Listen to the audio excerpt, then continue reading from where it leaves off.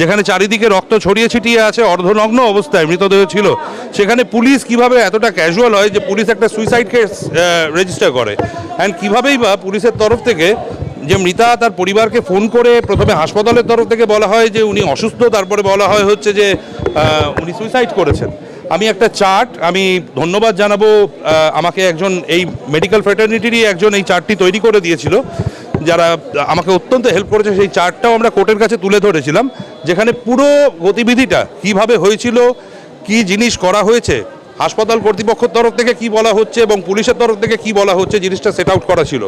আদালত সেই জিনিসটির প্রতিও আজকে যখন আমরা দৃষ্টি আকর্ষণ করি, সেটিও আদালত দেখেন এবং আদালত সেটিকে কগনিজেন্স দেন, দিয়ে তারপরে মৃতার পরিবারের তরফ থেকেও তো আজকে তার বাবা মাও একটি জনস্বার্থের মামলা, তারাও মামলা ফাইল করেন। তো তাতেও দেখা যায় হচ্ছে যে তাদের যা অভিযোগ, এই চার্টেও সেই অভিযোগগুলো সমান একদম।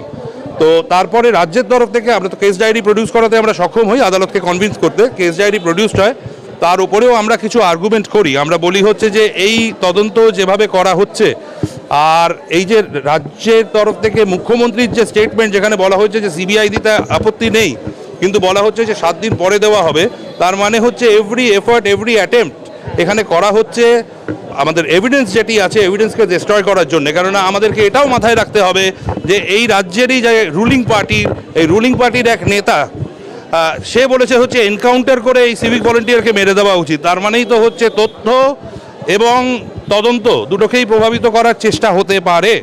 আর এই কাজ, এই কীর্তি যেভাবে মেয়েটিকে মারা হয়েছে, একজনের পক্ষে করা কোনোভাবেই সম্ভব নয়।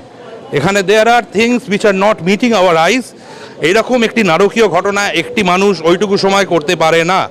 তো আজকে রাজ্যের তরফ থেকে কেস ডায়েরি প্রডিউস করার পরে টাইম লাইন দিয়ে ইন্ডিকেট করে আর্গু করা হয়, তাতে আমাদের কেস আরও স্ট্রেনথেন হয়ে যায়। দেখা যায় হচ্ছে মেয়েটির বাবা মাও হাসপাতালে উপস্থিত থাকার পরেও এরা ইউডি কেস হিসেবে জিনিসটাকে ট্রিট করে প্রসিড করেছে। এমনকি যে ওনারা এটা ইনকোয়েস্ট যেটা করেছেন আর কি, সুরত হাল যাকে বলে, ইনকোয়েস্টটাও করা হয়েছে বিকেল 4:30 নাগাদ, তাতেও ইউডি কেস হিসেবে রেফার করা আছে। মানে পুলিশ এতটাই অন্ধ যে পুলিশ এইরকম একটি খুনের ক্ষেত্রে, ধর্ষণ করে খুনের ক্ষেত্রেও পুলিশের চোখে পড়লো না, বা পুলিশ সুমোটো কোনোভাবে কোনো এফআইআর রেজিস্টার করতে পারলো না।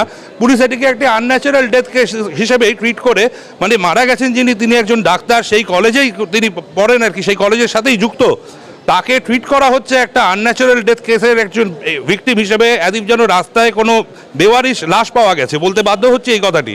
তো এই হচ্ছে পুলিশের অ্যাটিটিউড। তারপরে তো আজকে কেস ডায়েরি দেখে আজকে আদালত তো কয়েকটি কমেন্ট পাস করেছে, যেখানে বলেছে পুলিশ সেই অর্থে কোনো অগ্রগতি করেনি। তো আজকে যাই হোক, সমস্ত পক্ষকে শোনার পরে আলটিমেটলি সিবিআইকে তদন্তভার ট্রান্সফার করা হয়েছে। আমরা প্রে করেছিলাম যাতে এটা কোর্ট মনিটর্ড হয়, কোর্ট সেটাও পারমিট করেছে। পিরিয়ডিক রিপোর্টস কল ফর করেছেন। সিবিআইকে এবার তদন্ত করতে হবে, সত্যিটাকে বাইরে আনতে হবে।